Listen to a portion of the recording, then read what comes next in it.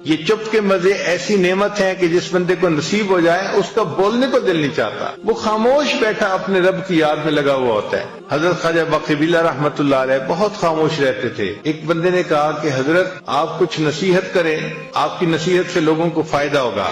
تو حضرت نے جواب میں کہا جس نے ہماری خاموشی سے کچھ نہیں پایا وہ ہماری باتوں سے بھی کچھ نہیں پائے گا، جس نے ہماری خاموشی سے کچھ نہیں پایا وہ ہماری باتوں سے بھی کچھ نہیں پائے گا۔ تو خاموش رہنا آسان کام نہیں ہے، بندے کی ایک طبیعت بنی ہوتی ہے بولنے کی، اور ذرا موقع ملتا ہے تو بولنا ہی شروع کر دیتا ہے، رکنا بھی چاہے تو رک نہیں سکتا۔ اور جس کو خاموشی کے مزے اللہ تعالیٰ فرما دیں اس کا دل گھبرا رہا ہوتا ہے کہ کیوں اتنی ٹر ہو رہی ہے۔ جیسے برسات کے موسم میں مینڈک ہوتے ہیں نا تو ٹر ہو رہی ہوتی ہے، ایک آواز آ رہی ہوتی ہے مستقل، اسی طرح بندہ چپ نہیں رہ سکتا، ٹر کرتا رہتا ہے، بولتا رہتا ہے۔ ہمارے مشائخ مراقبہ سکھانے کے لیے خاموش رہنا سکھاتے تھے۔ چنانچہ حضرت اکبرستانوی رحمۃ اللہ کی خانقاہ پہ جو بندہ تربیت کے لیے آتا تھا پہلا کام اس کے ذمہ لگتا تھا کہ آپ نے کلام نہیں کرنا، بات نہیں کرنی، چپ رہنا ہے۔ ہاں سلام اگر کوئی کرے تو اس کا جواب دے سکتے ہیں چونکہ وہ واجب ہے، اس کے علاوہ کلام نہیں کر سکتے۔ تو صرف سلام کا جواب دینے کی اجازت تھی، اس کے علاوہ کلام کرنے کی اجازت نہیں تھی۔ حضرت خواجہ مجذوب رحمۃ اللہ علیہ چونکہ شاعر تھے اور ان سے لوگ زیادہ واقف بھی تھے اور مانوس بھی تھے، تو ان سے زیادہ باتیں کرنے کی کوشش کرتے تھے۔ تو حضرت خواجہ مجذوب رحمۃ اللہ نے کیا کیا تھا، ایک گتے کے اوپر لکھ دیا تھا خاموش، اور دھاگا ڈال کے اس کو گلے میں لٹکا لیا۔ تو اگر کوئی بندہ ان سے بات کرنے لگتا تھا تو وہ اس کی طرف اشارہ کر دیتے تھے، صرف بھئی دیکھ لو یہ سائن ہے خاموش، اس طرح خاموش رہتے تھے۔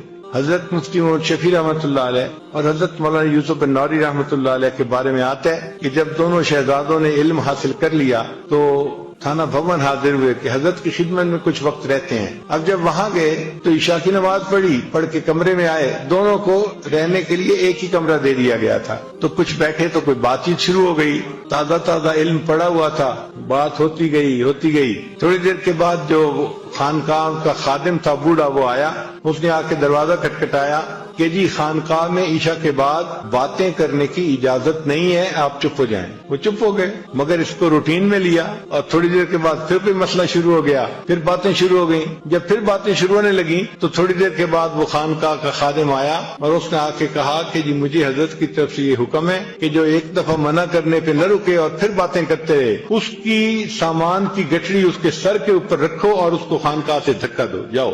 جب آپ نے بات سمجھنی نہیں تو رہنے کا کیا فائدہ، کیوں وقت اپنا بھی ضائع کر رہے ہو، ہمارا بھی ضائع کر رہے ہو۔ تو اس نے کہا جناب میں دوسری دفعہ آ کے بتا رہا ہوں، اب اگر میں نے آپ لوگوں کی آواز سن لی تو میں نے آپ کا سامان آپ کے سر پہ رکھنا ہے اور آپ کو خانقاہ سے نکال دینا ہے۔ پھر دونوں کو احساس ہوا کہ خاموشی کی اہمیت کتنی تھی، کتنا سیریس معاملہ تھا۔ پھر اس کے بعد وہ نہیں بولے۔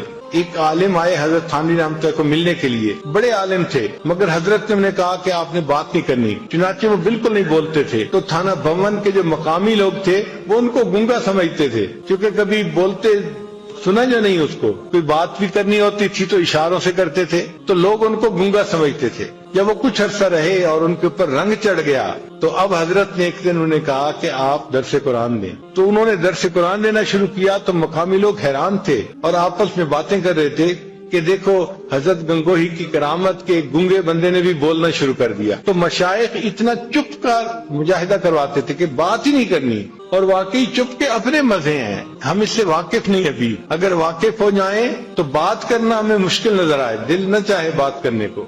تو خانقاہوں میں جو رکھ کے محنت کروائی جاتی تھی، کم کھانا، کم بولنا، کم سونا، اس کم کا اصل مقصد یہ ہوتا تھا کہ نفس کمزور ہو جائے اور انسان کے لیے شریعت کے اوپر چلنا آسان ہو جائے، یہ شریعت پر چلنے کے راستے میں رکاوٹ نہ بنے۔ اس لیے اپنی خواہشات کو توڑنا یہ سب سے بڑی چیز سکھائی جاتی تھی کہ بھئی کوئی بھی خواہش دل میں پیدا ہو اس پر عمل نہیں کرنا۔ حضرت عبداللہ ابن عمر رضی اللہ تعالیٰ عنہ کے دل میں ایک مرتبہ خواہش پیدا ہوئی کہ میں مچھلی کھاؤں، بیمار بھی تھے، آخری وقت تھا، تو بیوی نے مچھلی بنوائی۔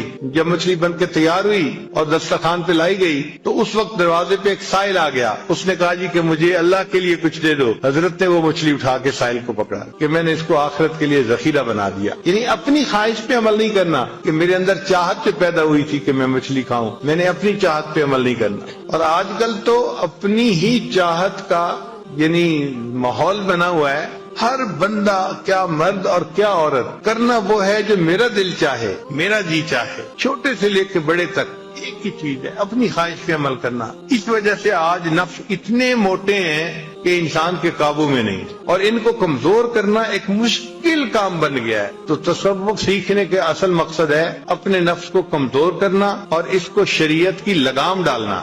جس نے اپنے نفس کو شریعت کی لگام ڈال لی اس کے گویا اپنے نفس کو مار لیا، اور دنیا جہان کی سعادتیں اس بندے کو نصیب ہو گئیں۔